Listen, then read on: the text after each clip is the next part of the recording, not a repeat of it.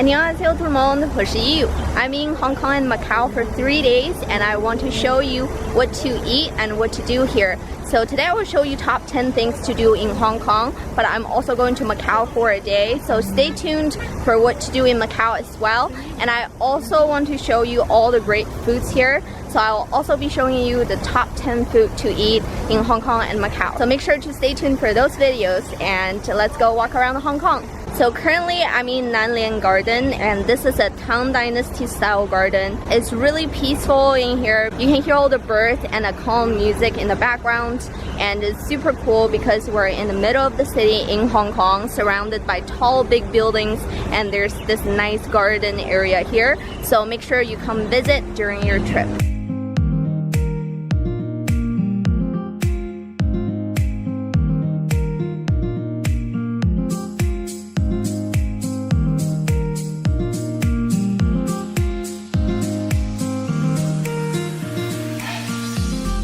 This garden is not particularly big, but it's definitely a nice stop to unwind or maybe have a little picnic. You can take some beautiful photos and there are a few small indoor exhibitions as well. After spending about an hour at the garden, I headed over to the Museum of History. Even if you are not a big museum fan, I highly recommend it. The main permanent exhibition called the Hong Kong Story is free and you can easily spend all afternoon here.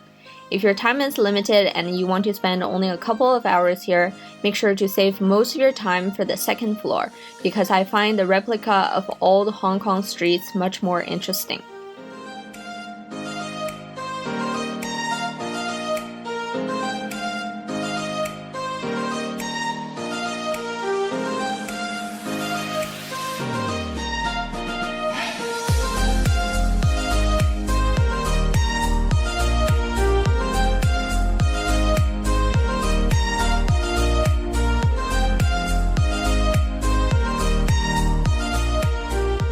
The number one must-see spot in Hong Kong is probably Victoria Peak. Make sure to purchase tickets of the Peak Tram in advance. Sit on the right side of the tram for a much better view on the way up to the peak. If you want to save some money, you don't need to pay to go to the sky deck. Head to Lion's Pavilion. The view is just as good and much less crowded. I am at Victoria Peak and there's so many people here. We took the tram up and it took about 8 minutes. Then you can come all the way up to see the view of Hong Kong and it's an absolutely stunning view. I recommend you come around sunset time so you can see both the day view and night view. But it took us about an hour to wait in line for the tram, so by the time we got up here it was already dark. But it's still really beautiful with all the lights in the buildings and it's definitely worth a trip here. We were a bit short on time during our visit, so we watched Symphony of Lights here. However, if you want the best view of the famous light show along with the narration and music, watch it at Kowloon Pier. If you're looking for something to do at night, you can't miss a visit to the night market. Temple Street Night Market is one of the most popular, and there were so many small vendors selling all kinds of things.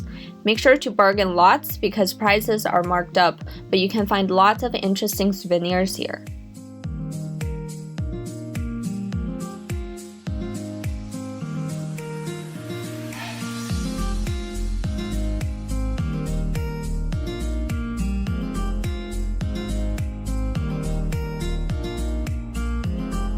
If you're curious about Hong Kong's exciting nightlife, head over to Lan Kwai Fong. I wish I had known more about this area before my visit, because even though I visited around noon, I can see how this is the most lively area at night, with many interesting cafes, bars, and restaurants. I stumbled upon this area while walking through Mid-Levels district, and I highly recommend it. I think Lan Kwai Fong is particularly exciting during holidays like Halloween and New Year's, and very popular among expats.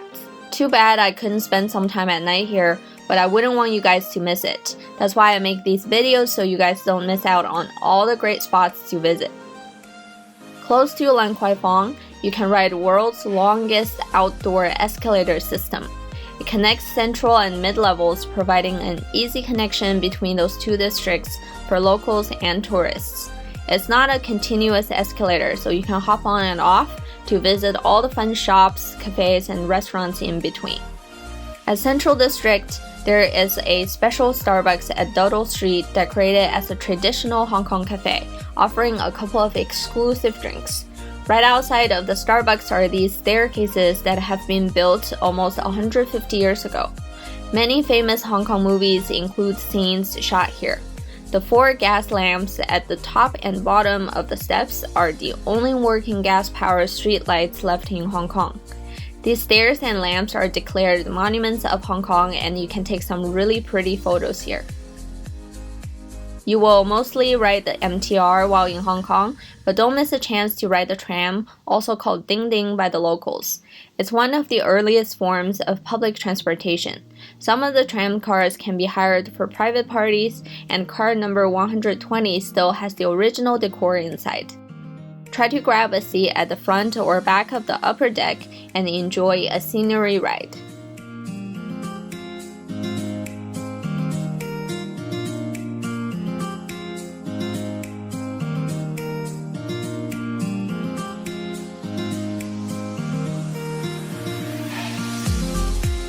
Most people in Hong Kong follow some type of Chinese traditional religion, and there are many monasteries and shrines around. You can visit the Chili Nunnery next to Nan Lian Garden, or the Puli Monastery next to the famous Tian Buddha at Lantau. Make sure to take a ride on the crystal cable car, which has a glass bottom.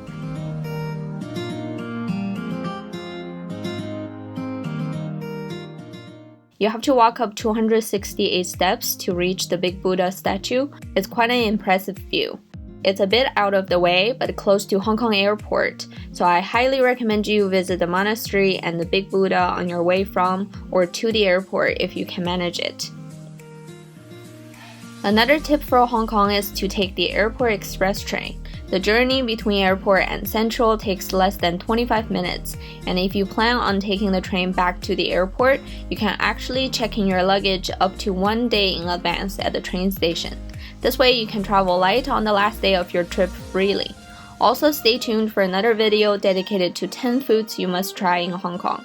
There are so many amazing things to eat, and I really think they deserve a video on their own, so make sure to stay tuned. Thumb up this video if you found it interesting and helpful, and don't forget to subscribe if you haven't already.